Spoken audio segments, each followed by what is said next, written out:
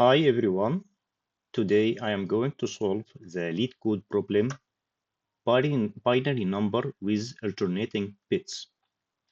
The problem description is that we are given an integer n and we need to check whether its binary representation contains alternating bits.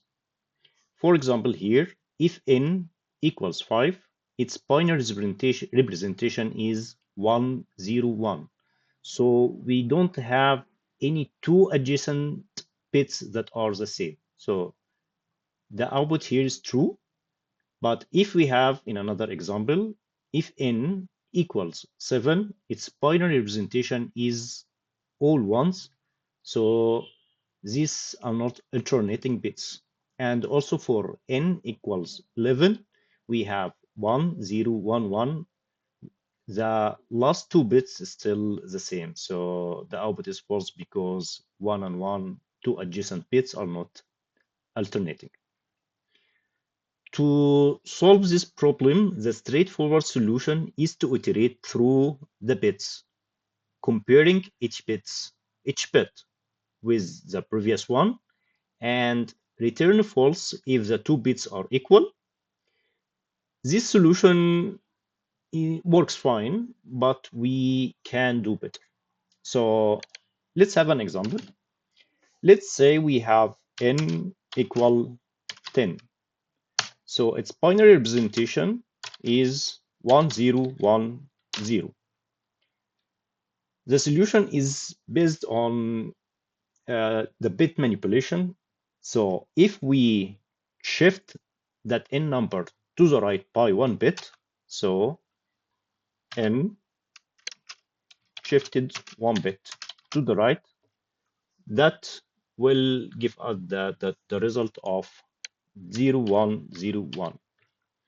Then if we do an XOR between these two numbers, the result will be all ones. So in this case, if I have n and the n number has alternating bits, and then if I shifted that number to the right by one bit and XOR that number, that shifted number with the original one, the result will be all ones.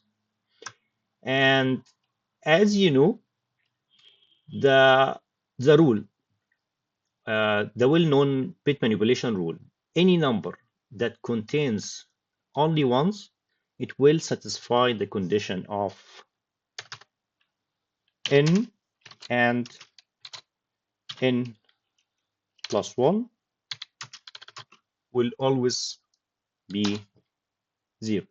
So our solution is based on this trick. So let's see the final solution.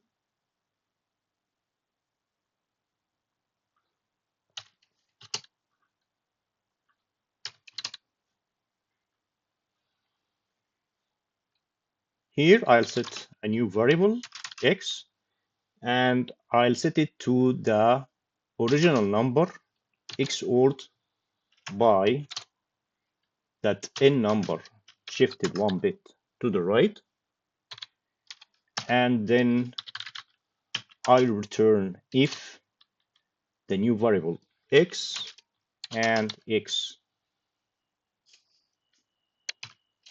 plus 1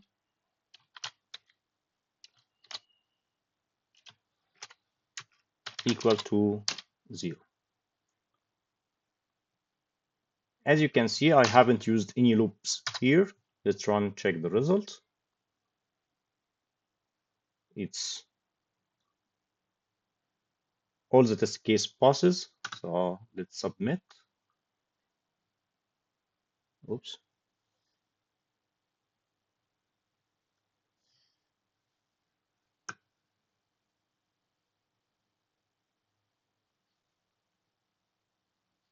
So here I'm getting the overflow runtime error. This is because I'm setting x to integer. So let's modify this to long and try again. Again, all the test cases passes. So let's submit. And here we go. It passes all the test cases and beat 100% of the performance.